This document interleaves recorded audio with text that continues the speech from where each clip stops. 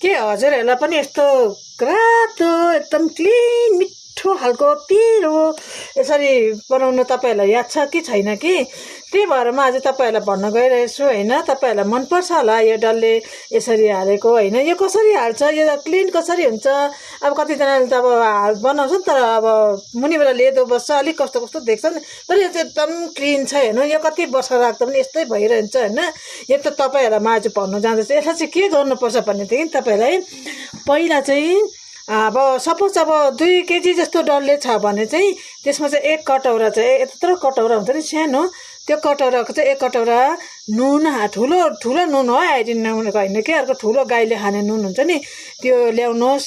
त्यहाँदेखि त्यो ल्याएर चाहिँ 1 कटौरा चाहिँ यत्रो कटौरामा चाहिँ त्यो कटौरामा 2 केजी जस्तो खोर्सानी छ भने त्यो नुन हाल्नुहोस् र भक भक भक पानीमा हालेर उमाल्नुहोस्। त्यहाँदेखि त्यो खोर्सानीको चाहिँ अब भेट्नु चाहिँ अब हातले चुड्नु हुँदैन, छुरीले टक टक टक मुनिको नि भित्र दुलो नपरोस् र माथिको नि पिछो टक्कै मजा टक टक टक टक काटेर राख्नुहोस्। त्यहाँदेखि त्यो खोर्सानी चाहिँ भक भक पानी उम्ले चाहिँ सट्टै हालिदिनुहोस्। त्यहाँदेखि पुलुक्कै मात्रै उमाल्नुहोस्, बेसी नपकाउनुहोस्। त्यहाँदेखि मात्रै उमालेर चाहिँ सट्ट तारेर बाहिर नाङ्लोमा हालेर उभाइदिनुहोस्।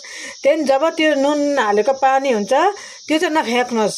त्यो पानी त्यत्तिकै अब एकदम चिसो हुन्छ नि आइस जस्तो सेलाउनुहोस्, निकै बेर सेलाउनुहोस्। सेलाइसकेपछि बट्टामा खोर्सानी चाहिँ मजाले हाल्नुहोस्। मजाले हाल्दा नि हुन्छ, हल्का हल्का नै मजाले हाल्नुहोस्। त्यसरी ठ्याम्मै हुन्छ नि, यो ठ्याम्मै हुने गरी। अब यो ठ्याम्मै सानो बट्टा छ भने त कत्रो बट्टामा तपाईँलाई अट्छ? यो चाहिँ मेरो 3 केजी खोर्सानी हो र यो बट्टामा अटेको छ।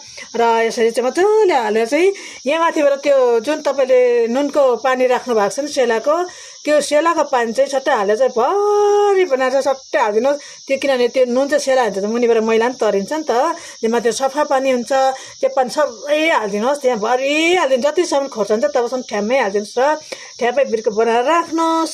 अन्त राखेर चाहिँ अब तपाईँहरूले डेली युज गर्दा नि हुन्छ। यसो भेनिगर सेनिगर केही हाल्नु पर्दैन, त्यही नुन पानी हो यसको दबाई चाहिँ। तपाईँहरूले कति वर्ष राखेर खानुहुन्छ, एकदम क्लिन सफा होइन, हेर्दा पनि रातो खाउँ खाउँ लाग्ने होइन। अब खानुहोस्, त्यसरी बनाएर खानुहोस् ल। र तपाईँहरूलाई मैले जानेको कुरा सिकाइदिएको। हस् त।